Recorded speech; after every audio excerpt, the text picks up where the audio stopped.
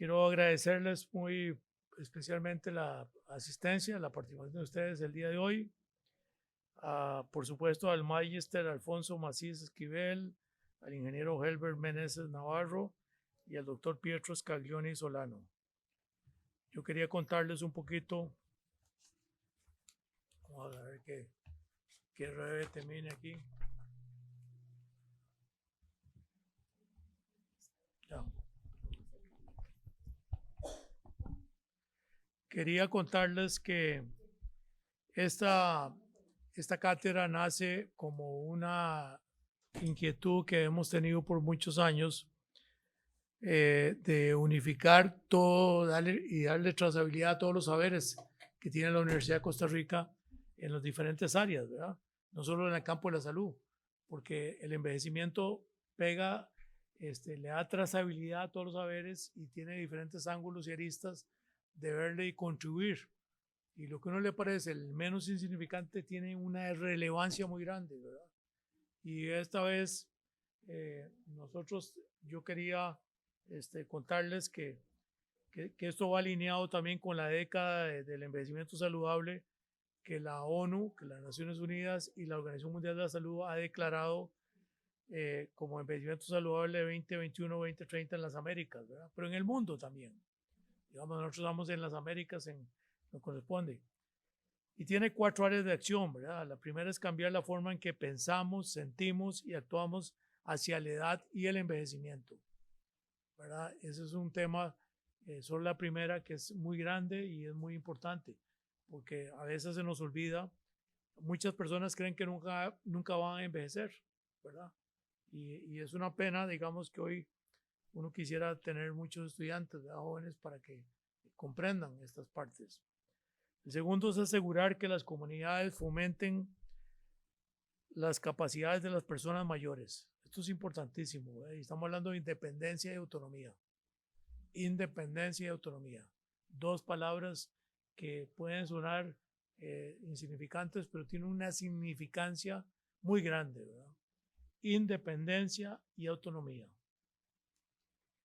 Tercero, ofrecer atención integrada centrada en la persona, porque esto es muy importante, especialmente en la persona adulta mayor, y servicios de salud primaria que respondan a las personas adultas mayores.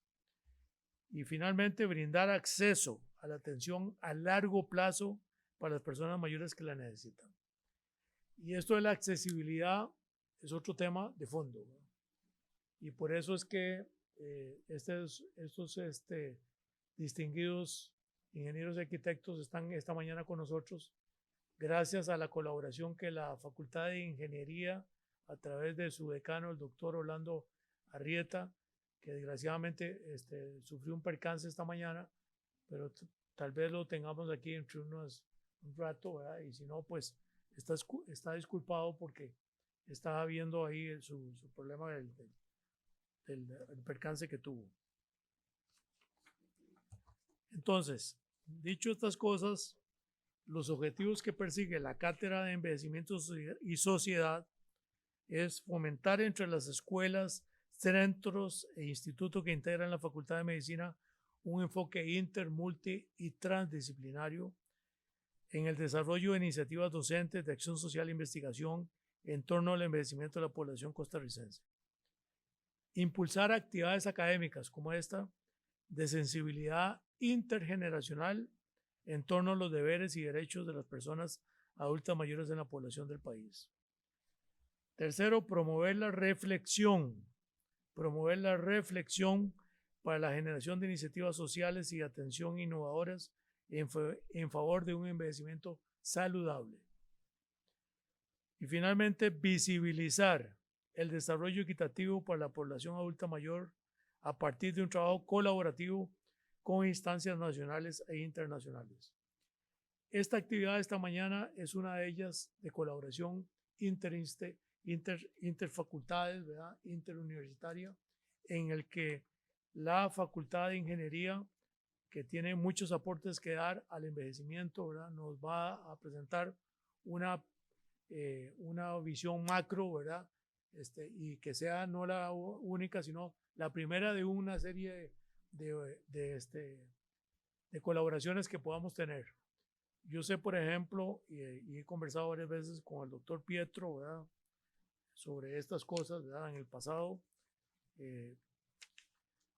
Realmente el doctor Pietro Scaglioni Solano ha trabajado mucho en el hospital de día, el hospital geriátrico, ¿verdad?, donde yo laboré muchos años, y tiene muchas cosas que decir, ¿verdad?, pero igualmente lo tienen los otros compañeros.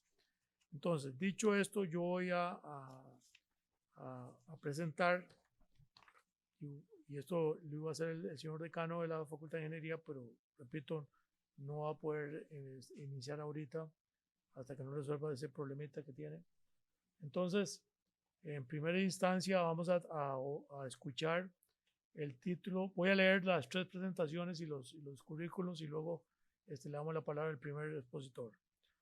El primer expositor hablará del espacio activo y envejecimiento arquitectónico. Son los hábitos de interacción persona-lugar y su relación con el envejecimiento. Esto lo expondrá el magíster Alfonso Macís Esquivel, docente e investigador de la Escuela de Arquitectura, donde ha elaborado más de 20 años, especialmente en talleres de diseño, licenciatura en arquitectura y magíster en arquitectura y construcción, doctorando en mediación pedagógica en la Universidad de La Salle y actualmente estudiante del posgrado interdisciplinario en gerontología del Sistema de Estudios de Posgrado de la Universidad de Costa Rica. El otro segundo tema es el término del título Robótica asistencial y soporte al envejecimiento.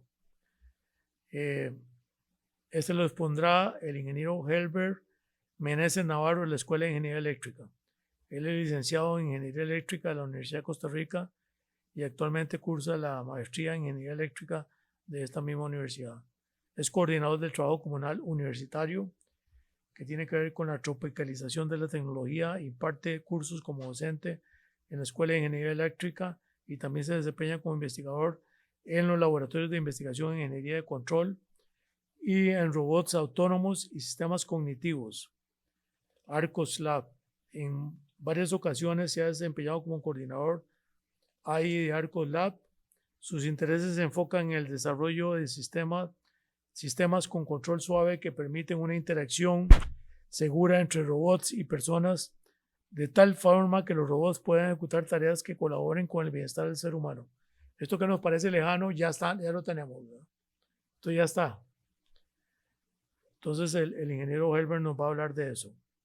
Y el tercer título es algunos aportes desde la ingeniería mecánica en la calidad de vida de las personas adultas mayores, que expondrá el doctor Pietro Scaglioni Solano, que es docente e investigador, tiene amplia experiencia en el área de la biomecánica de movimiento humano, posee una maestría en ciencias del movimiento humano de la Universidad de Costa Rica, maestría en biokinesiología de la Universidad del Sur de California y doctorado en ciencias de la Universidad de Costa Rica.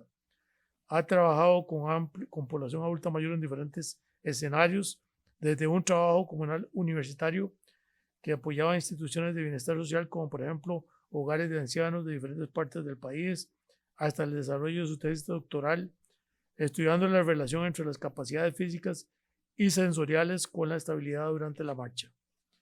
Son aportes invaluables, ¿verdad?, que estos 3 distinguidos profesores de la Facultad de Ingeniería nos van a presentar sus trabajos, y espero que no sea la primera ni la última vez que sea.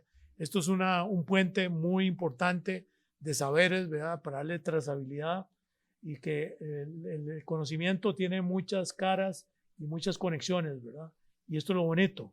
Y el envejecimiento está en el medio de todo esto, porque están las personas adultas mayores, y los que creen que no van a llegar a ser mayores, pues yo le digo que sí, que van a llegar, ¿verdad? Yo soy el ejemplo, y muchos de los que están aquí. Y a veces uno decía, falta mucho. No falta nada, ¿verdad?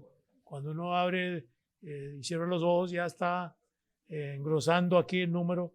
Esta mañana temprano estaba en un programa con don Gustavo Gutiérrez, el señor rector de la universidad, hablando de todas estas diferentes caras y ángulos que tiene el envejecimiento, ¿verdad? Y es que realmente la población, vean ustedes que los jóvenes ya no quieren tener hijos, ¿verdad? Entonces, nosotros hablando, el don Gustavo Gutiérrez, el señor rector y yo de esta temática, y en otro programa también ellos estaban hablando de algo parecido, ¿verdad? Entonces, esto es un tema de mucha actualidad, lo que quiero decirles, ¿verdad?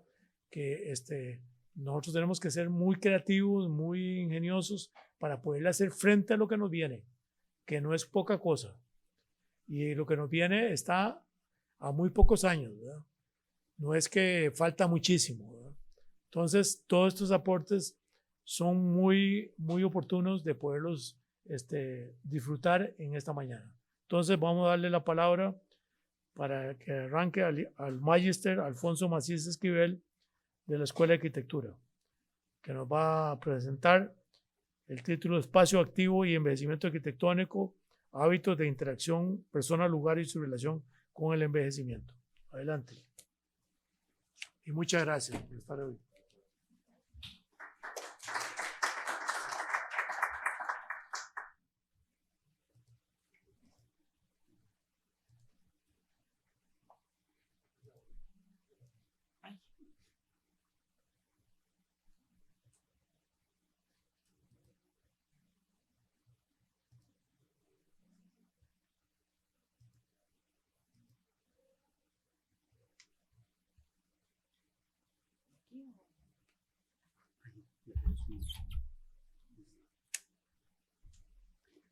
Buenos días.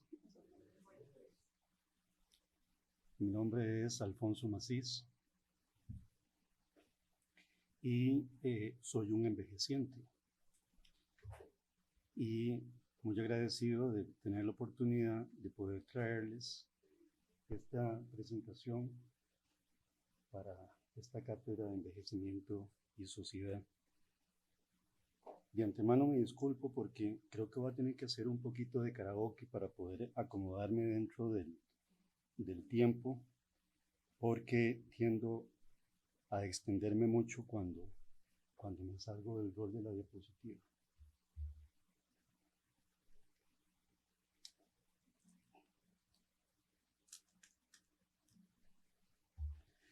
Quiero conversar esta pequeña transformación de la realidad, partiendo de esta frase del querido Jorge Wagensberg, quien sobre el envejecimiento no tenía más interés que aquel que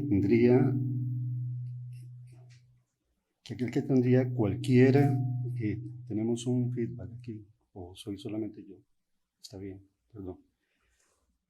Aquel que tendría cualquier mortal que nota lo que le está sucediendo de un tiempo para acá. Esto que sucede cuando nos reconocemos como objetos sujetos, que experimentamos cambios biopsicosociales en toda nuestra integridad sistémica y nos descubrimos atrapados en el irreversible flujo fenoménico que llamamos envejecimiento. Al instante siguiente, nos hacemos más sensibles para percibir el despliegue del tiempo sucediendo en el entorno. El entorno, que es espacio y al cual llamamos lugar, cuando adquiere significado para cada una y cada uno de una manera particular, pero con algunos rasgos arquetípicos similares. Quiero quedarme con esta otra frase de Jorge Wagensberg también, que suelo sacar ocasionalmente en los talleres de diseño, cuando estamos trabajando con los más jóvenes.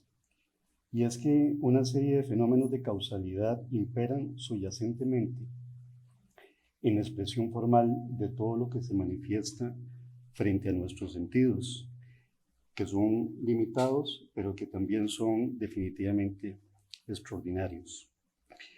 Todo lo que tiene que ver con el tamaño, con la geometría, con la disposición, la textura, el color, el aroma, la resonancia, en fin, todo lo que podemos percibir, inclusive el comportamiento de las cosas en el tiempo, la abundancia o la escasez de las cosas. Todas esas cosas, al final de cuentas, son solamente síntomas superficiales de fenómenos que están intrínsecos en los objetos y que frecuentemente empiezan a trazar patrones.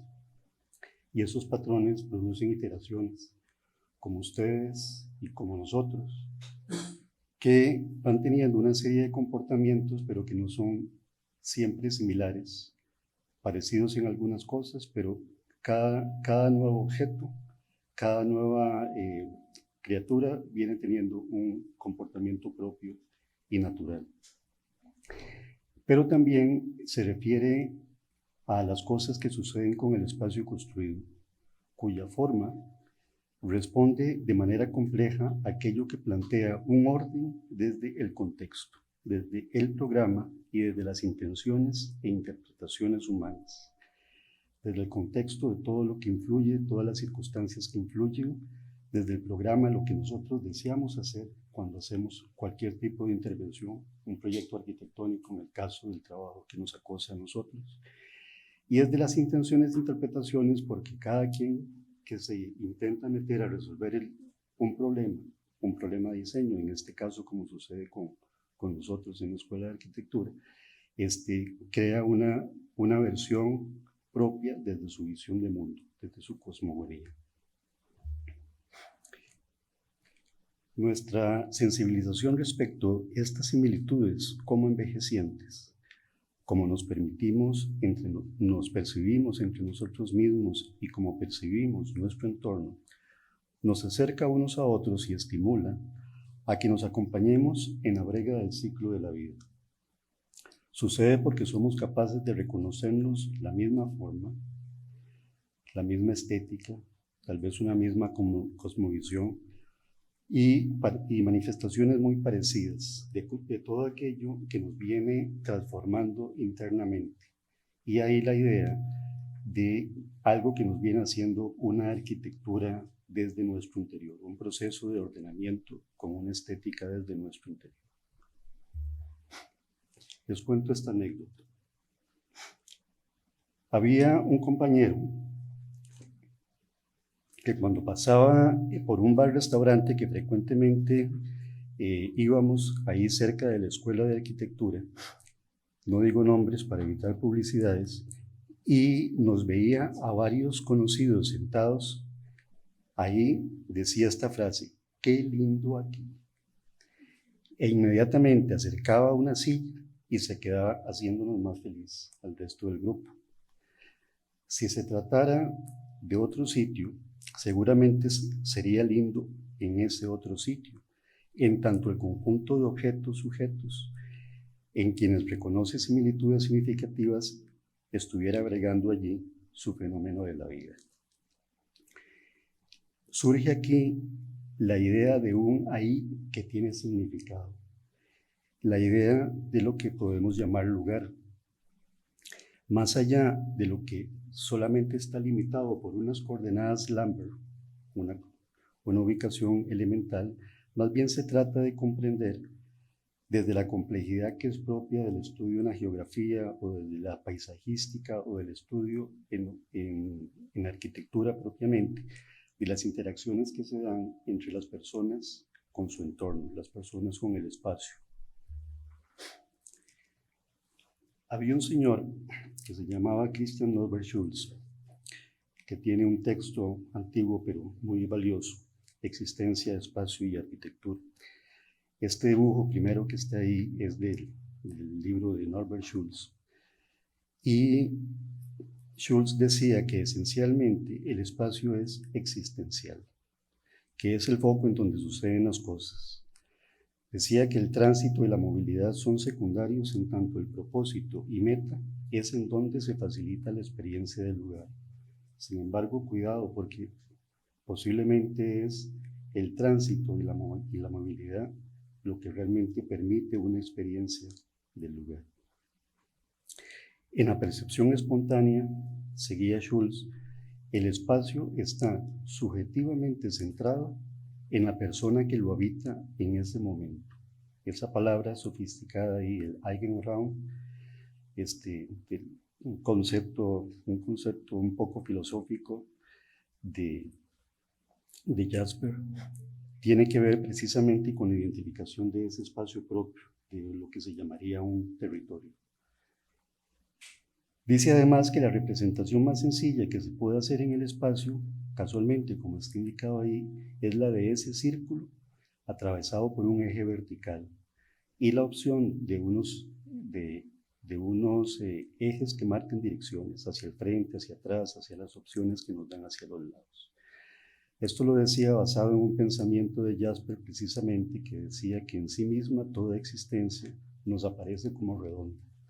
Todo lo que nos rodea a cada uno de nosotros en un momento determinado. En una representación aún más esquemática, la imagen que está a la derecha en la pantalla, tenemos la misma vista superior desde el eje vertical.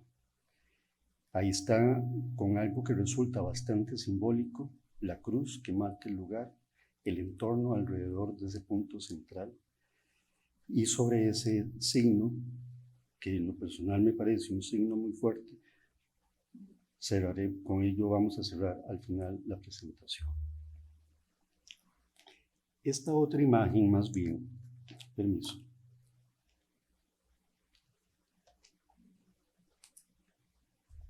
Esta otra imagen más bien, un poco más fenomenológica y también un poco más compleja, lo que intenta es representar más bien que esos círculos son varios, no es solamente uno, y tiene que ver con diferentes dimensiones de nuestra percepción del entorno, lo íntimo, lo privado, lo social, lo público, lo físico, lo imaginario, etc. Ustedes pueden imaginarse una cantidad enorme de temas y subtemas.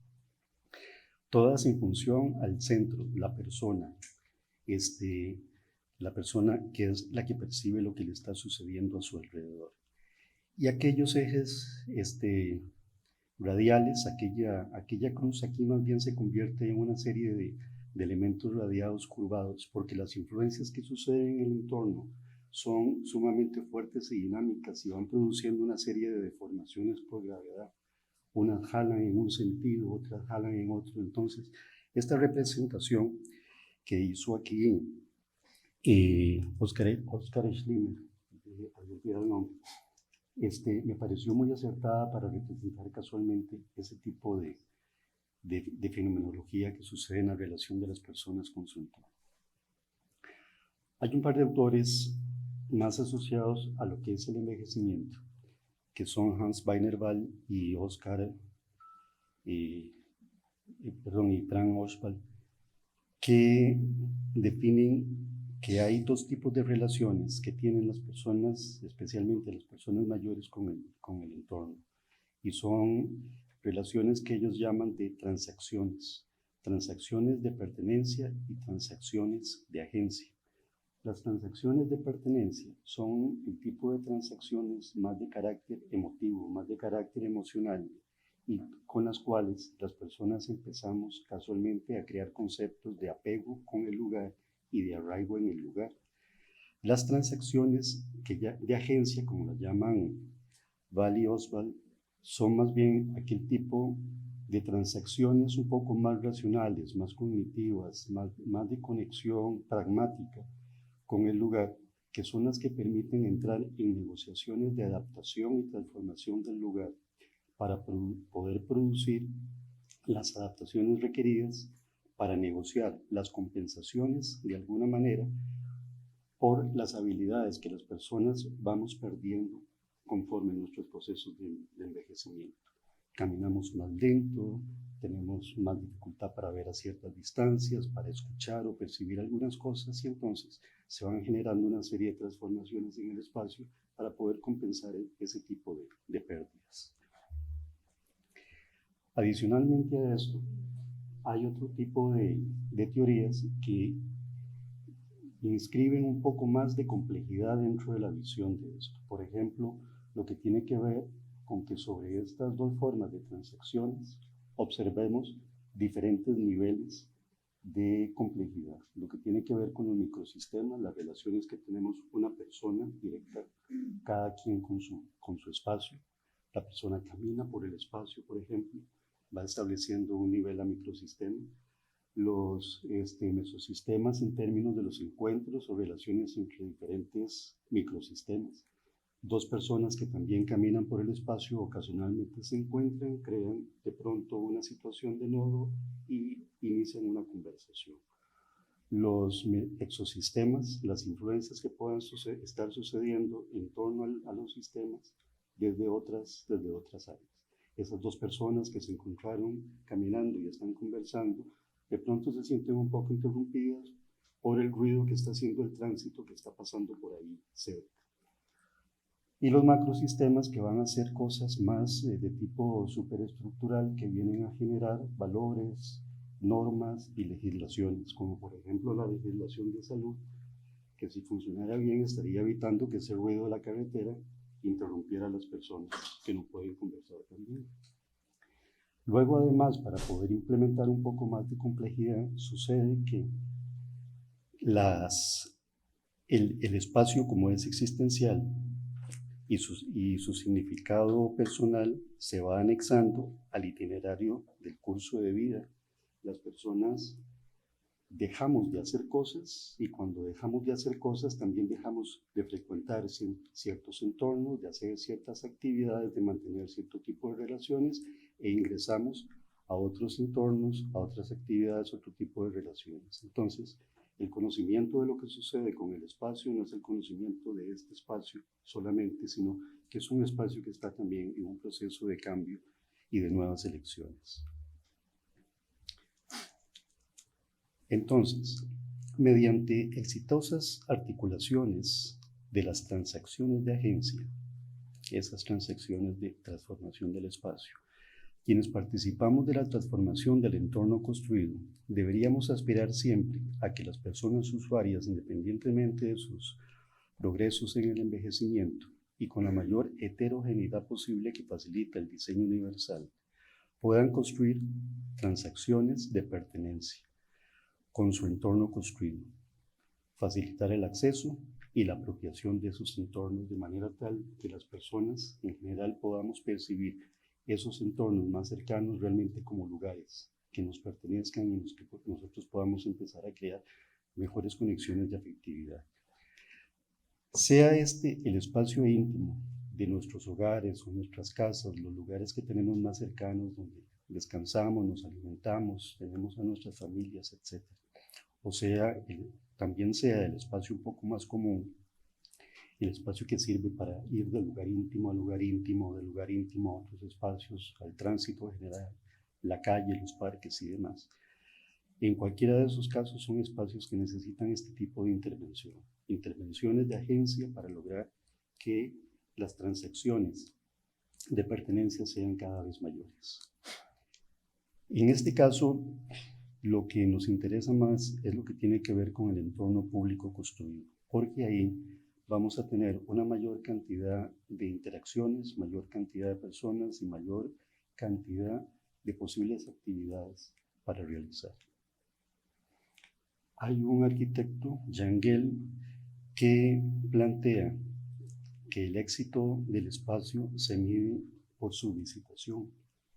Y ese par de imágenes que están ahí es como para invitar a recordar de todos esos lugares que nosotros solemos andar habitualmente, cuáles se ven como más exitosos precisamente porque llegamos más o vemos que otra gente llega con mucha frecuencia a ellos. Pueden ser lugares que no nos entusiasmen a nosotros, pero a otras personas definitivamente sí, y tienen esos niveles de acogida y presencia. Y hay otros lugares que posiblemente fueron planteados casualmente para recibir a la gente y celebrar la presencia de ellos, y sin embargo no sucede. Entonces, de alguna manera, representan un poquito como de fracaso arquitectónico, si se desea.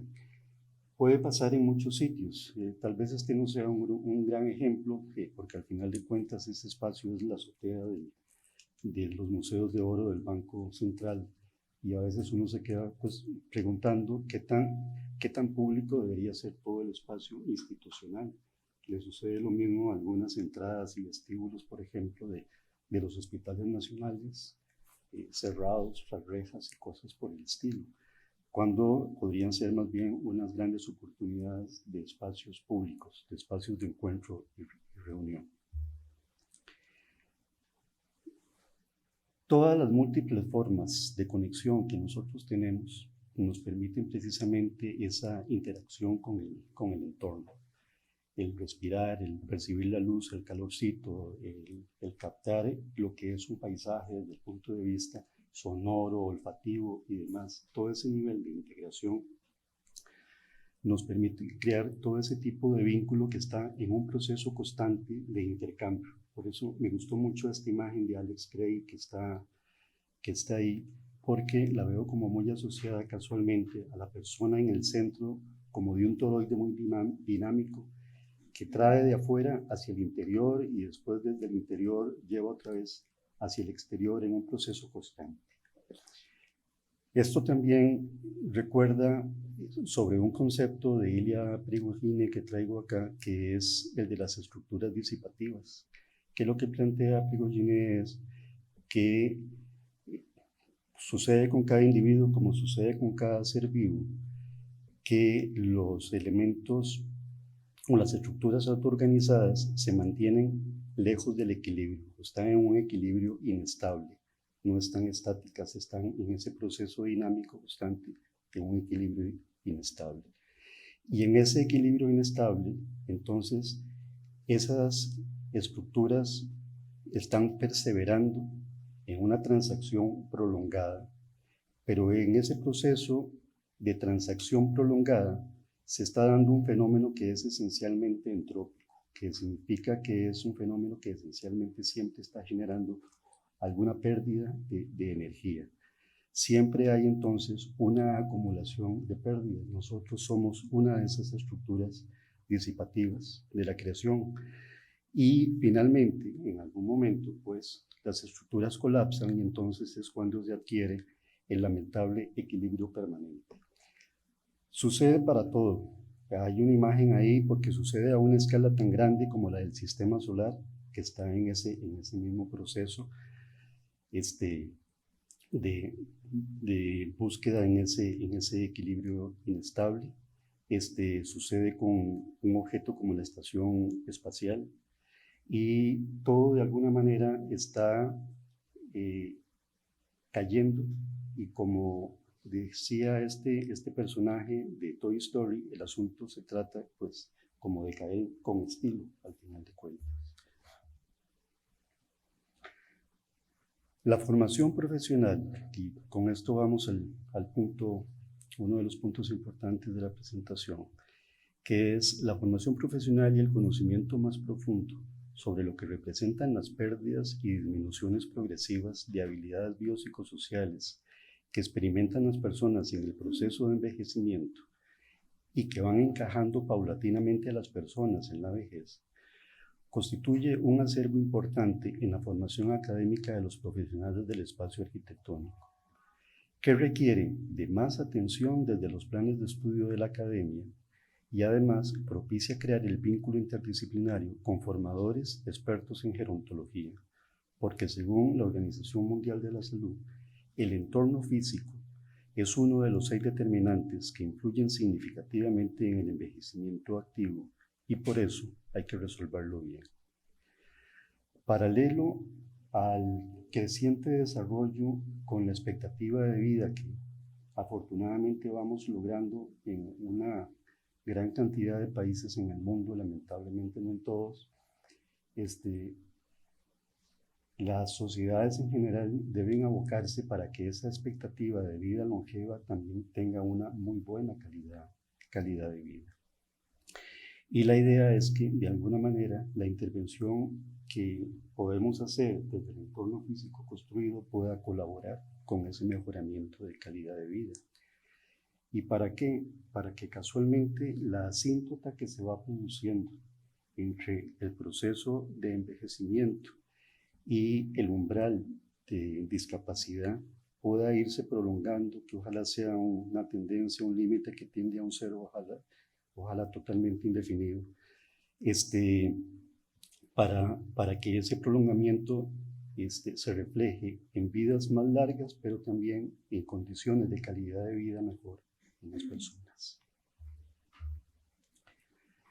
Esto es algo a lo que se ha hecho muchísimas referencias, somos conscientes de esto, lo sabemos, el proceso de envejecimiento a nivel mundial es muy importante. En América Latina se percibe muchísimo más por el momento, en términos de que estamos envejeciendo más rápidamente que en otras partes del mundo. Bueno, también porque otras partes ya han envejecido bastante, como sucede con como el caso del continente europeo. En el caso de Costa Rica, en este momento, nosotros somos una población donde más o menos el 10% del componente demográfico son de personas mayores de 65 años. Se prevé que para el 2050, según alguna estadística de INEC, ese porcentaje va a ser poco más del doble.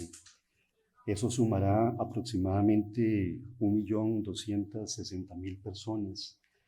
Es más gente con más vida que requiere más espacio y mejores condiciones de ese espacio para mejorar su calidad de vida. Y ante eso, la duda es qué tanto nos preparamos las sociedades y qué tanto también se despiertan los gobiernos de las instituciones para poder responder apropiadamente a ese cambio que ya está encima, que ya está sucediendo. Y es algo que nosotros necesitamos ir interviniendo, tanto para las personas adultas mayores de ahora como para las personas adultas del futuro. Imagínense, por ejemplo, que el espacio urbano, del espacio urbano típicamente el 30% se dedica a lo que son sistemas viales y un 10% se dedica a lo que son sistemas de parques y similares. ¿Qué pasa si pudiéramos imaginar que casualmente, como las personas envejecientes van a ser más conforme avanza el tiempo y que necesitan de más atención y que más bien las poblaciones de personas más jóvenes tienden a reducirse? Y además, si consideramos que uno de los factores importantes para el envejecimiento activo tiene que ver con la práctica de actividad física y el ejercicio físico, ¿qué sucede si nosotros empezamos a imaginar la posibilidad de que esos porcentajes se inviertan o por lo menos que se pongan a nivel? No el 30-10, sino el 20-20, sino es que se puede lograr completamente invertido. ¿Por qué? Porque casualmente es parte de la manera como el entorno físico construido viene de alguna manera a construir el discurso de el asunto es andar a pie, el asunto es caminar, el asunto es estimular la actividad física y el vehículo de alguna manera entra a un segundo plano, porque el vehículo de alguna forma contribuye muchísimo con el sedentarismo en las personas.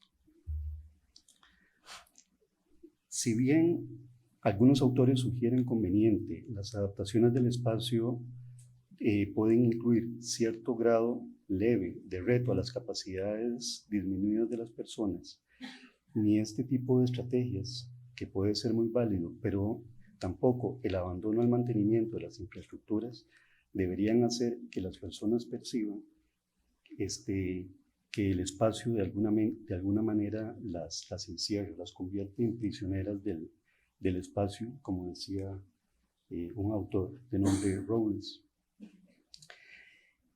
Habitar el entorno esencialmente debería ser fácil, debería ser amable. Muchísimas personas mayores tienden a quedarse en sus hogares por el temor de que ese entorno de allá afuera es un entorno agresivo. Basta asomarse a muchas de las aceras de los lugares por donde nosotros vivimos, el altísimo riesgo que puede significar para muchísimas personas. De pronto no se trata de hacer implementaciones tan dramáticas como estas, sino más bien el otro ejemplo que está ahí, que sucede aquí mismo en el campus universitario. De lo que se trata es simplemente de facilitar buenos recorridos seguros y continuos que invitan a transitar con bastante seguridad y comodidad y además hacer tránsitos que también motivan a continuar y continuar con un cierto espíritu deportivo. ¿Qué más podemos hacer para hacer mejoras? Bueno, algunas recomendaciones, abriendo espacios de encuentro en donde sucedan eventos transgeneracionales, que es muy importante. Las personas mayores no nos quedamos solo entre personas mayores, sino que también necesitamos crear esos vínculos con otros grupos de edad y también en un mismo proceso de coeducación a otros grupos de edad, casualmente para que cada vez vayamos teniendo o nos vayamos percatando lo más antes posible, sí que esos procesos de envejecimiento empezaron desde el día que nacimos, si no es que un poquito antes, y estamos en ese proceso de caída permanente todas y todos. creando sombra natural y considerar los efectos del cambio climático, especialmente para las personas adultas mayores, más sensibles, y para unos efectos climáticos que tienden a ser un poco más dramáticos, conectando sistemas de espacios públicos existentes entre sí y con redes de movilidad, muy importante, porque hay muchas intervenciones muy interesantes y muy valiosas, pero que son como burbujas aisladas en el espacio, que integradas a ciertos sistemas de movilidad, pues simplemente van a facilitar tener unos sistemas mucho más amplios, más ricos y más interesantes de recorrer.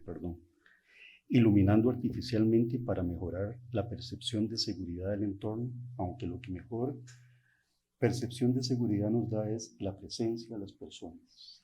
Si explotamos que el entorno tenga esa capacidad de convocatoria más desarrollada, más presencia de personas, nos hará sentir precisamente más seguros los espacios. Pavimentando con gracia e intención para que sea lindo realmente estar ahí, reduciendo el protagonismo del vehículo, incluyendo color, aroma, luz, textura, sonoridad, agradables estímulos cognitivos, porque realmente el espacio es una escuela constante, de manera consciente y un poco subconsciente de todo lo que sucede a nuestro alrededor. Leyendo el comportamiento social del lugar y valiéndonos también de muchos atractores que ya de por sí existen y muchas veces se desaprovechan. Y por qué no, columpiando el terreno, porque si funciona para el sistema solar, podría funcionar para nosotros también por anidamiento. Porque ahorita nuestro sistema solar, con respecto al plano galáctico, está cayendo pero hacia arriba. Eventualmente, si le damos tiempo, dentro de unos 14 millones de años, veremos que está cayendo hacia abajo. Y así sucesivamente. Está en un proceso que se va columpiando. Tiene bastante tiempo el sistema solar para hacer eso, pero en el caso de nosotros, en un espacio también, subir y bajar, columpiar el terreno, ayuda a estimular, por un lado, la recuperación de aire en ciertos momentos y generar cierto tipo de esfuerzos también en otros momentos. Interesa muchísimo esto en términos de generar mejores calidades de caminata. El propósito, al final, y con esto cerramos, es que el entorno público construido logre activar la convergencia de todas estas percepciones de espacios existenciales de cada una y cada uno de nosotros, en lugares que no sean comunes, en donde pasa algo que hace que algo pase, donde hoy y mañana las cosas puedan seguir sucediendo de manera interesante para todos nosotros. Solamente, y muchísimas gracias por su atención.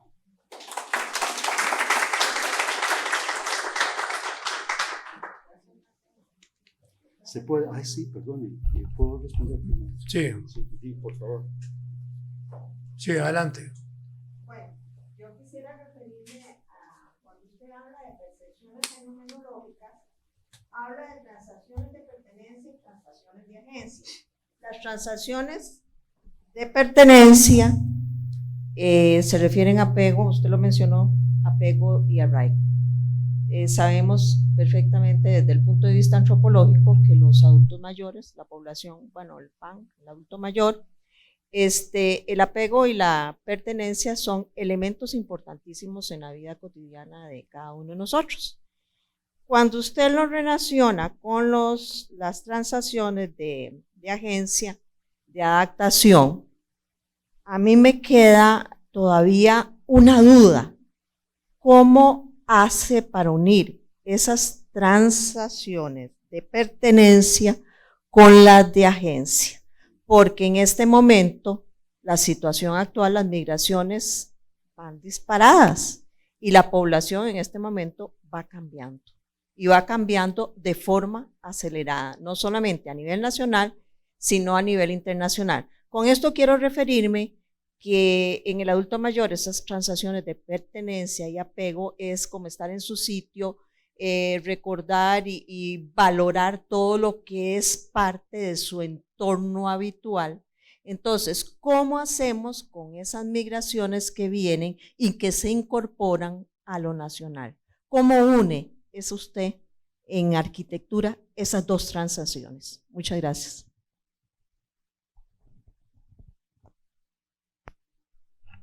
Sí, gracias. Sí, es una importante pregunta, no tengo una respuesta para eso y casualmente el asunto tiene que ver con la invitación a que en la Escuela de Arquitectura, como en muchos otros lugares de estudio, debemos mantener ese proceso de investigación mucho más activo, porque las cosas casualmente están cambiando. El asunto de las migraciones y cualquier otro tipo de tralape intercultural que se dé casualmente va a incorporar más complejidad a estas relaciones. Los autores aquí hablan de estas dos transacciones de pertenencia y transacciones de agencia, y hablan también otros autores de más complejidad con los diferentes niveles. Pero todas esas cosas definitivamente nos ponen en el escenario que todavía hay más factores que implican mayor cantidad de complejidad, y que las cosas de hoy no son ceteris paribus, sino que las cosas de hoy, a la vuelta de un tiempo, empiezan a cambiar también. El asunto de las migraciones puede traer definitivamente muchas cosas. El asunto, por ejemplo, de tener una sociedad más globalizada, como dicen algunos otros autores, que también en algunas partes nos encontramos con sociedades que ya no son las sociedades que solamente crecieron en el lugar, sino que tuvieron oportunidad de ser como más internacionales y tener más visiones de mundo. El asunto de las sociedades que empezaron a rozar fuertísimo con las tecnologías de información, y que también empiezan a construir otro tipo de actividades y otro tipo de conexiones con el espacio. Todo eso va implementando niveles de complejidad enormes. Entonces, si no tengo una respuesta para eso, y creo que igual van a suceder respuestas que resultan oportunas, tal vez para un lapso de tiempo, valga la redundancia, y que eventualmente habrá que estar renovando con nuevas respuestas, porque son situaciones que están cambiando, son variables constantes que están produciendo cambios constantemente. Ahora, el planteamiento es que desde la interpretación del envejecimiento en el lugar, que se considera un aspecto muy positivo que muchísimas personas adultas mayores van haciendo, envejecer en el lugar le permite a la persona adulta mayor mantener su control cognitivo del lugar, por un lado, y por otro lado le permite mantener sus interacciones sociales con el lugar, le permite crear toda una zona de confort y de crecimiento a la vez. Entonces, ese significado de crecer en el lugar, de envejecer en el lugar, debe funcionar muy bien para que desde el punto de vista del diseño arquitectónico, sacando valor de eso, más bien se vayan haciendo todas las adaptaciones adecuadas para esas personas que son las que están envejeciendo en este momento en el lugar, con su cultura, con sus tradiciones, con su manera de interactuar. Pero hasta ahí creo que le puedo responder. Con mucho gusto. Bueno, muchas gracias a Ballester Alfonso Macís Esquivel. Le un aplauso, por favor. Vamos a seguir con el siguiente título: Robótica asistencial y soporte al envejecimiento, por el ingeniero Helber Meneses Navarro, de la Escuela de Ingeniería Eléctrica. Adelante. Muchísimas gracias.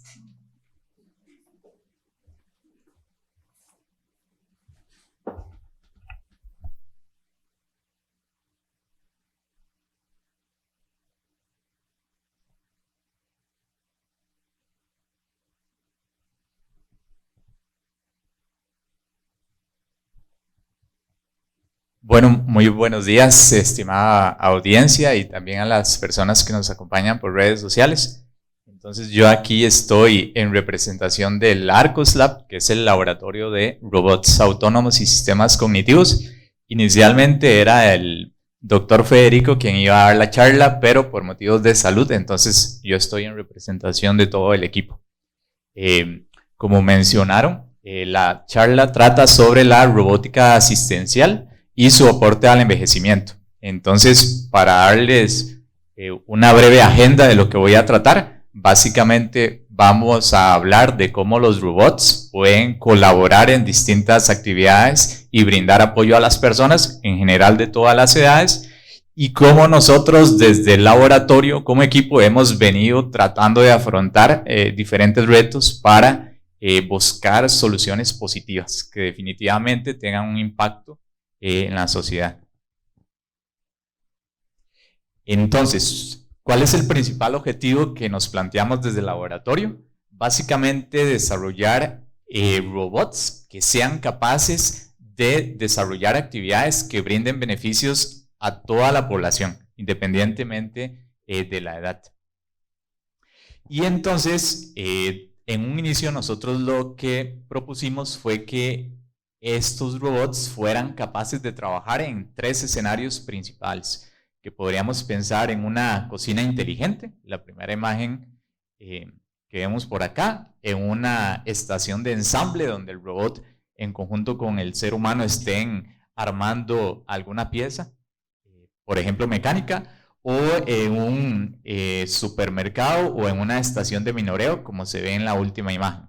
Sin embargo, cuando nosotros pensamos en un robot que pueda interactuar en estos ambientes, también podríamos pensar en otros posibles escenarios, por ejemplo, en casas para personas adultas mayores o casas de retiro, o en centros que puedan brindar una cierta atención a personas que tienen alguna limitación. Entonces, lo que quiero recalcar es que todas estas capacidades que buscamos darle a los robots pueden ayudar a diferentes personas y en especial a personas que ya están entrando en la vejez. Entonces, ¿cuáles son los principales retos que nosotros enfrentamos para que los robots puedan desenvolverse en estos escenarios? Básicamente, necesitamos que sean seguros y suaves con las personas y con el ambiente. Entonces, en ingeniería de control, en particular en la ingeniería eléctrica, hay un concepto muy común que es el concepto de control por impedancia. Entonces, este concepto nace de un principio biológico y, por ejemplo, podríamos pensar en los músculos que tenemos en los brazos. Si yo, por ejemplo, quiero darle la mano a un bebé, entonces yo le doy la mano suavecito, porque no quiero lastimarlo. Pero si yo voy al gimnasio y quiero levantar una mancuerna, una pesa, yo aumento la rigidez de mi músculo para poder levantarla. Entonces, la impedancia referida a la rigidez de una articulación, es ese principio que me permite modificar las condiciones de las articulaciones dependiendo de la actividad que yo esté desarrollando en el ambiente. Entonces, típicamente, si nosotros queremos que los robots sean seguros, nosotros queremos que ellos sean capaces, por ejemplo, de regular la fuerza con la que interactúan con el ambiente. Por ejemplo, imagínense un robot humanoide que está circulando por esta sala y que de repente colisione con alguna silla. Entonces, nosotros no querríamos,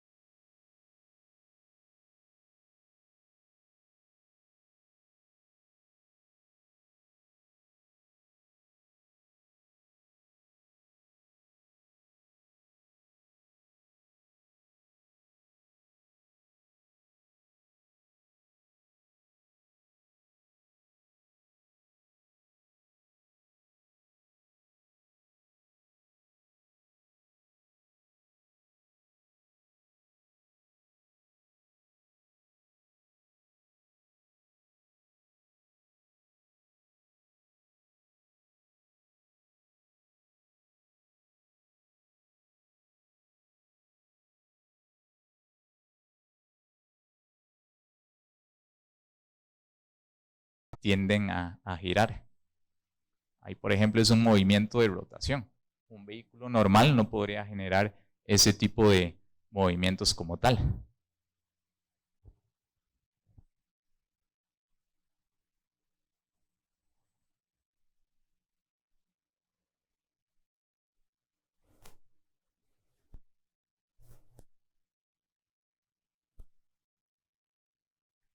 Entonces, finalmente, ya este sería el robot que nosotros hemos desarrollado con ese tipo de elementos. Ahí hay una serie de imágenes, se pueden observar la cabeza, los brazos, el torso o el tronco donde están posicionados los brazos y más abajo la plataforma móvil. Aquí hay otra serie de imágenes que muestran también cómo se ve el robot completo. Y este es un trabajo que ha tardado 7 años. Y uno podría decir, bueno, ya terminaron, qué bonito. Pero en realidad no, ¿verdad? Se terminó una primera etapa, pero la ciencia y las necesidades que vamos teniendo las personas van incrementándose, van aumentando con el tiempo. Entonces, definitivamente no se ha terminado. Hay muchos trabajos que se están comenzando a desarrollar. Por ejemplo, un sistema de control de emergencias. Puede ser que el robot tenga fallos y nosotros queremos llevarlo a un estado seguro. Deténgase porque pasó tal situación. Debemos darle un sistema para monitorear la energía que él posee y saber en qué momentos necesita una recarga como tal. Queremos desarrollar unas muñecas perceptivas, un eventual control suave para el cuello, una plataforma móvil con control suave. Más adelante les voy a hablar un poco más de eso. Y definitivamente la parte del software siempre hay que estarla actualizando, porque siempre hay que estar optimizando los sistemas para que tengan el mejor rendimiento posible. Entonces, como les mencionaba, ese control suave, ese control de fuerza para poder interactuar de forma segura con el ambiente, solamente de momento lo tenemos con las manos o solamente lo tenemos en las manos y en los brazos. ¿Qué pasa con el torso y la plataforma móvil? Aún no lo tienen. Entonces, ese es uno de los trabajos actuales que estamos desarrollando en el laboratorio. Cómo proveer ese control suave, que básicamente lo que hace es regular esa transferencia de energía hacia el ambiente, controlando la fuerza y el movimiento de la plataforma como tal. Aquí hay un ejemplo. Este ejemplo, básicamente, esta silla móvil fue desarrollada por el DLR, que es el equivalente a la NASA en Alemania, la Agencia Aeroespacial Alemana, y básicamente en su trabajo ellos lo que alegan es que el robot tiene un control suave en todo el cuerpo.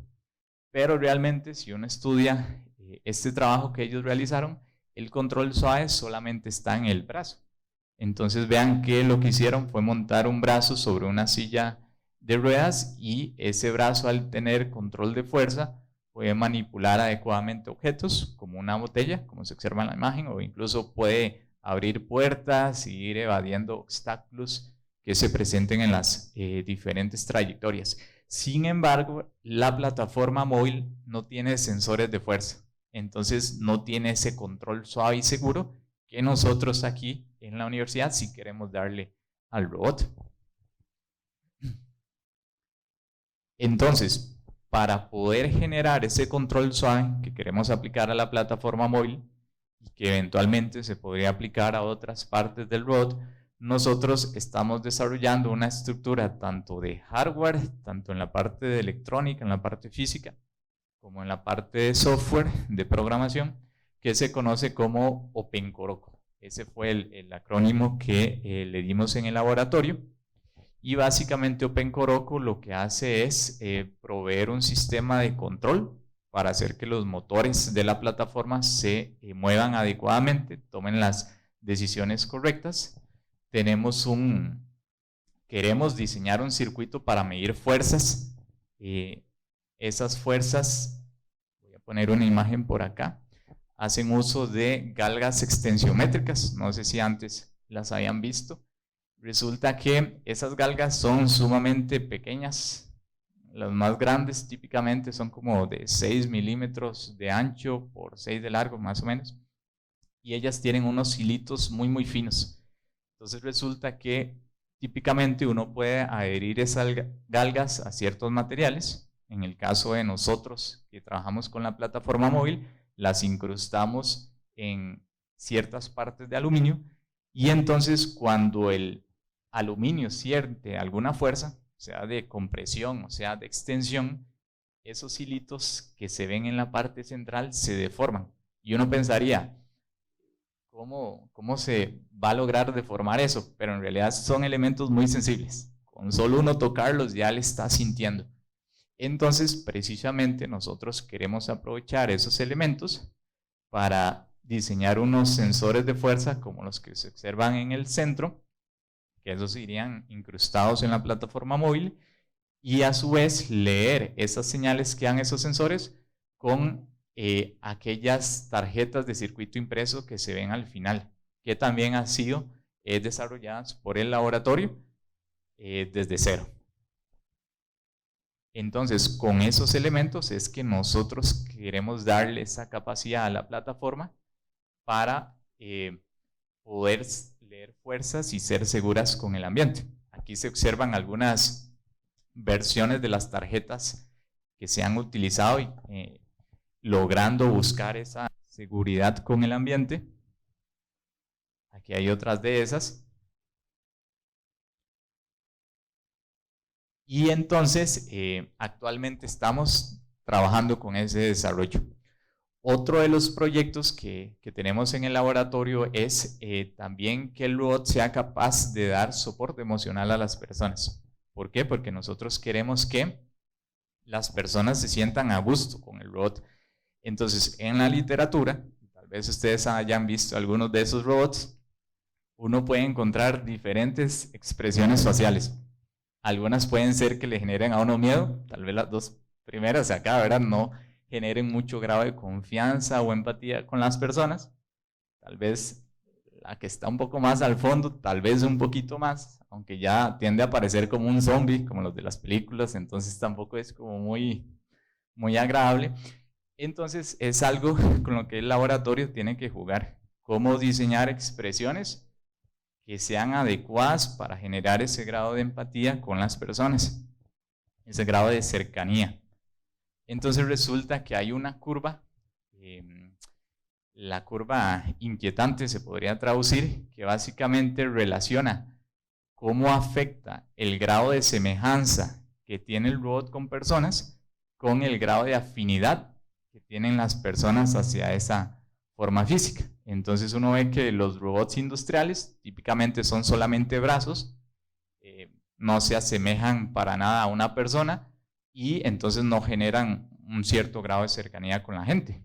Pero conforme vamos haciendo los robots más parecidos físicamente a las personas, se va generando un mayor grado de afinidad, más o menos como al 70% de semejanza con el ser humano. Pero si observamos, luego la curva tiende a caer. Entonces, entre más cerca se asemeje el robot al ser humano, más bien da un aspecto, una sensación como de peligro al ser humano, ¿verdad? Es algo muy parecido a mí, pero en realidad es una máquina. Y eso más bien me puede asustar. Entonces uno tiene que jugar como en un punto intermedio. De hecho, estos son robots. Algunos han sido desarrollados por Boston Dynamics. Y entonces, de interactuar mucho con esos robots, a uno le puede generar una cierta desconfianza, ¿verdad? Como los zombies de las películas. Entonces nosotros no queremos llegar a ese punto, ¿verdad? Nosotros queremos llegar a algo como esto. Esta es la versión actual del rostro que tenemos en el robot. Y entonces noten que el robot como tal puede generar diferentes expresiones, jugando con los LEDs que están en los ojos. Entonces, por ejemplo, aquí el robot está con una expresión de enamorado. Aquí el robot está como triste, con una lagrimita. Allá está enojado, triste. Por allá abajo está muy contento. Entonces uno puede jugar con eso para que con base en las acciones que esté desarrollando el robot y con base en la interacción que esté teniendo con la persona, pueda generar diferentes estados de ánimo que definitivamente tiendan a impactar cómo se está sintiendo la persona en esos momentos. Otro de los proyectos que se están desarrollando actualmente en el laboratorio es básicamente el de una cocina inteligente. Entonces la idea es darle sensores a muchos electrodomésticos y que, por ejemplo, el robot sepa, bueno, si la temperatura actual del agua es tanto, entonces para que se termine de realizar el café, tienen que pasar 5 minutos. Entonces el robot lleva ese conteo temporal y sabe que una vez que pasen 5 minutos, entonces ya puede ir, tomar una taza y empezar a verter el café para servírselo a una persona. Entonces la idea es también darle muchos sensores darle muchos sensores a los electrodomésticos para que el robot pueda leer esa información y pueda hacer uso de ellos. Otro de los trabajos que se ha desarrollado en el laboratorio son las capacidades de prototipaje. Entonces, por ejemplo, hemos trabajado en prótesis, principalmente una colega del laboratorio que se llama Nicole Orozco, y entonces, haciendo uso de la tecnología en impresión 3D, se han desarrollado partes de cráneo o incluso orejas. Aquí ya les muestro un mejor ejemplo. Una persona que sufrió un accidente, entonces médicos buscaron al equipo del laboratorio para tratar de desarrollar esta parte del cráneo que fue la que se dañó. Y en otros casos puede ser que haya personas que nazcan con algún tipo de deformación en el oído o que lo pierdan por X circunstancia. Entonces nosotros sabemos que estéticamente eso afecta a una persona, cómo se ve. Entonces se han desarrollado prótesis para este tipo de casos. Aquí se observan con mayor detalle. Y entonces, ¿qué se gana con eso? Que el tiempo en una cirugía podría pasar, según me comentaron, desde unas 7 horas, si los médicos tuvieran que estar evaluando toda la forma de esa porción del cerebro que fue afectada, se pueden pasar de unas 7 horas a unas 2 horas ya teniendo una primera impresión 3D realizada en el laboratorio. Otras ideas que se desarrollan en el laboratorio es el de affordances, que básicamente son las acciones que se pueden realizar sobre objetos. Entonces, si yo tengo un plato, el robot puede generar diferentes acciones sobre ese plato. Puede levantarlo con las 2 manos, puede levantarlo con una mano, simplemente puede llevarlo de un punto a otro, sosteniéndolo de un punto. Entonces, cada objeto que está dentro del ambiente puede generar diferentes acciones sobre el robot, pero esto lo desarrollaremos más adelante. Aquí no me voy a introducir mucho. Este es un modelo de objetos que está siendo desarrollado en el laboratorio. Entonces, básicamente, a grosso modo, lo que queremos es que el robot, con toda esa información que logra capturar del ambiente, entonces sepa qué está pasando, pueda razonar, pueda tomar las mejores decisiones y luego pueda ejecutarlas. Aquí, por ejemplo, estamos viendo cómo funciona ese sistema de modelo de objetos para manipular cilindros. Entonces, por acá tengo un último video.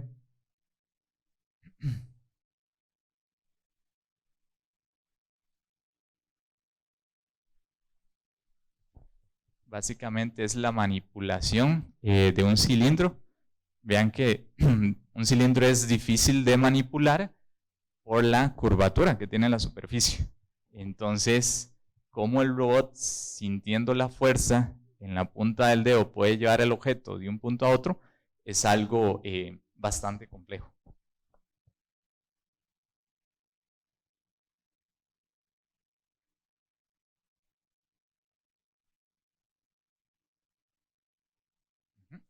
Y muchísimas gracias. Olvidé mencionar que uno de los futuros proyectos de investigación es desarrollar una interacción emocional del robot con las personas, y definitivamente para lograr este tipo de proyectos necesitamos aportes de muchas otras disciplinas. Entonces quiero rescatar eso, que aquí no lo mencioné, pero aquí han trabajado colegas de ingeniería mecánica, ingeniería eléctrica, ingeniería en computación, y definitivamente la parte que puedan aportar médicos, fisioterapeutas, definitivamente va a ser muy valiosa. Entonces ojalá que se puedan crear ese tipo de vínculos. Ahora sí, muchísimas gracias.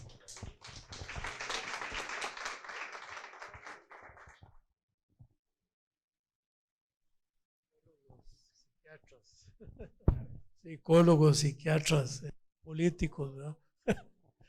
Hay da campo para todo. Esto que parece una ciencia ficción, ¿verdad? En Japón ya se usa. Se usa con personas adultas mayores, en hogares para ancianos y en centros diurnos, ¿verdad? Esto realmente es una cosa increíble, lo que viene, ¿verdad? Muchas gracias. Vamos a oír al doctor Pietro Scaglione Solano con algunos aportes desde la ingeniería mecánica en la calidad de vida de las personas adultas mayores. Doctor Pietro.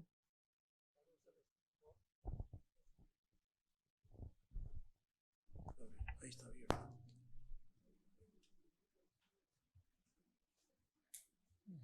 Bueno.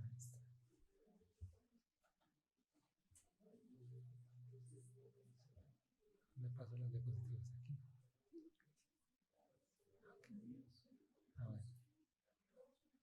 Bueno, muy buenos días a todos y todos. Yo voy a conversar un poquito sobre algunos de los aportes que se han hecho desde la Escuela de Ingeniería Mecánica. Uno de ellos es un proyecto que empezamos hace 2 años, en 2022, que es un TCU, Trabajo Comunal Universitario, que se trata de diseño de dispositivos terapéuticos y de ayuda para mejorar la movilidad de personas adultas mayores. Entonces, el objetivo de este proyecto de TCU es diseñar y construir dispositivos que permitan contribuir con la recuperación de movilidad de personas adultas mayores, sobre todo aquellas que han pasado encamadas en largos periodos de tiempo, y pues que sean fáciles de construir y relativamente baratos. Entonces, este ha sido un trabajo pues bastante interesante, colaborativo entre diferentes áreas. Hemos tenido estudiantes de terapia física, de trabajo social, de ingeniería mecánica, ingeniería eléctrica. Entonces, sí, todos esos proyectos son muy, muy bonitos porque tanto al estudiante como a uno como profesor le gusta ver esa interacción, porque es realmente donde se conjugan los saberes y se logran producir las cosas más interesantes. Entonces aquí la idea pues es esa, ¿verdad? Implementar soluciones sencillas y de bajo costo, pues para ayudar a la población adulta mayor, sobre todo los encamados en esta primera fase de la población, del proyecto. Entonces, bueno, ¿cuál ha sido la metodología? Bueno, se les ha, digamos, dado algunos talleres de sensibilización, sobre todo porque los ingenieros casi nunca trabajamos con personas ni nada, no estudiamos nada de eso. Bueno, se dice que las humanidades y todo, pero las humanidades yo creo que es otra cosa, es un poco diferente, ¿verdad? y también, digamos, como ya tenemos varias generaciones de estudiantes en 2 años, digamos, ya salieron 1 o 2 generaciones, entonces los mismos estudiantes que han pasado por el proyecto alimentan a los que van llegando, entonces cuentan un poco de las experiencias. Esos talleres de sensibilización, por ejemplo, bueno, yo les doy uno sobre movimiento y calidad de vida, es divertido porque les hago pruebas de fuerza o como por ejemplo levantar y sentarse en una silla la mayor cantidad de veces. Ok, hagamos la prueba, ok, ya la hacen. Y después les muestro resultados que hice yo con estos adultos mayores sanos y activos, digamos, y resulta que tienen la misma rendimiento físico, ¿verdad? Que un adulto mayor activo, sano, entonces se quedan asustados. Bueno, ustedes ya, si no se pellizcan, cuando lleguen a la adultez mayor no van a poder ni levantarse de una silla, ¿verdad? Entonces, bueno, eso es para iniciarles a ellos en el tema, ¿verdad? También se les pone a investigar, bueno, se pone a ver videos sobre las limitaciones que van teniendo las personas adultas mayores. O sea, una vez que ya ellos mismos sienten en ellos mismos las limitaciones, porque hay otro taller que es como anden en una silla de ruedas un rato para que vean lo que es movilizarse en una silla de ruedas, o anden con los ojos vendados, limitarle un poco las capacidades, ¿verdad? Entonces ellos se dan cuenta, pucha, si no está jugando esto. Y entonces luego hay sesiones de lluvia de ideas sobre se estudia algunas de las problemáticas, por ejemplo, las personas encamadas que pueden llegar a tener dificultades simplemente para sentarse, pasar de la posición acostado a sentarse, es todo una maniobra difícil, ¿verdad? Entonces, bueno, ¿qué objetos mecánicos hay para ayudar a estas personas? Entonces, de acuerdo a las necesidades que se van estudiando, se van planteando, se van buscando cuáles han sido las soluciones que hay en el mercado, digamos, ¿verdad? Entonces, se va creando un acervo, una lista de aditamentos para tenerlas ahí y ver cuáles son las más fáciles de construir con los materiales y los procesos que tenemos disponibles. También participan en foros estos muchachos y muchachas. En fin, bueno, esto ha sido muy interesante porque al final tienen que trabajar en equipo. Ya cuando llegan al taller con los planos, digamos, bueno, como hay de diferentes áreas, para crear los planos es muy divertido, ¿verdad? Los aportes que hacen la gente de salud y a los ingenieros, entonces eso es muy enriquecedor. Y entonces también es bonito ver a la gente de salud en el taller de la Escuela de Ingeniería Mecánica, porque tal vez no se imaginaban construyendo y volando cegueta y con una cinta métrica. Entonces es algo que es muy, muy enriquecedor para los participantes. Hay algunas fotos de las etapas, ¿verdad? Y bueno, aquí quería mostrarles algunos de los dispositivos que hemos construido en estos 2 años. Bueno, una mesita para una silla de ruedas que por ahí la tenemos, un cojín giratorio para sillas y un portacilindros de oxígeno para silla de ruedas. Esos son algunos de los objetos, bueno, aparte de otros objetos como una baranda de seguridad para camas, ¿verdad? Para que nos, digamos, tanto para que se puedan agarrar como para que no se caigan de la cama, digamos, las personas. Bueno, ahí están los pasos, pero eso no me voy a detener mucho. Pero ahí abajo pueden ver las barandas de aluminio que hemos construido varias. Esas barandas, pues la idea es que se ponen como debajo de la cama, debajo del colchón más bien, y con el propio peso de la persona se estabiliza, digamos, y se puede agarrar para levantarse y sentarse. Entonces, sí, son cosas que tal vez uno no se imagina, pero para ciertas personas pueden ser muy útiles, ¿verdad?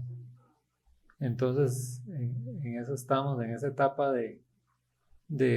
digamos, como llevamos apenas 2 años, tampoco se han hecho de grandes cosas y ahora estamos trabajando en otros, para el próximo año, trabajar en movilidad de los pies, por ejemplo, algo también que a mí me parecía tonto en algún momento, ¿verdad? Como unos pedales que digo yo, ¿para qué sirve eso?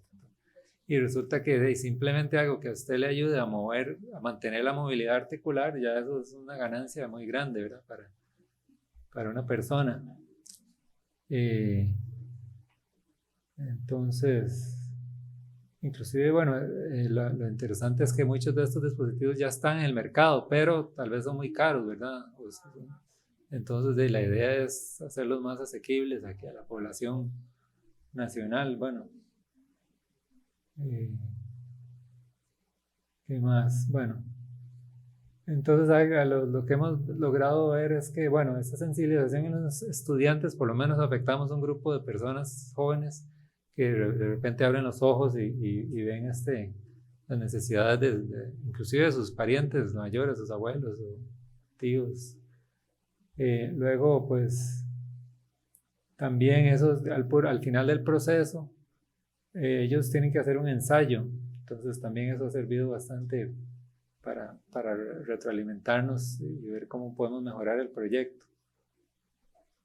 Y bueno, como les dije, también ellos mismos se han dado cuenta de la importancia de la movilidad y de la actividad física para su propio beneficio, ¿verdad? Tanto físico como cognitivo. Bueno, yo soy muy también de esa área de promover el movimiento para la salud, por lo menos prevención, ¿verdad? Es muy importante. Y eso también, por lo menos en este pequeño grupo de personas que han pasado por el proyecto, pues ha servido para el núcleo familiar a ser más sensibles. En realidad yo lo que quería compartir era eso, porque en 2 años no hemos, o sea, estamos apenas como arrancando. Está bien, eso sería, entonces muchas gracias.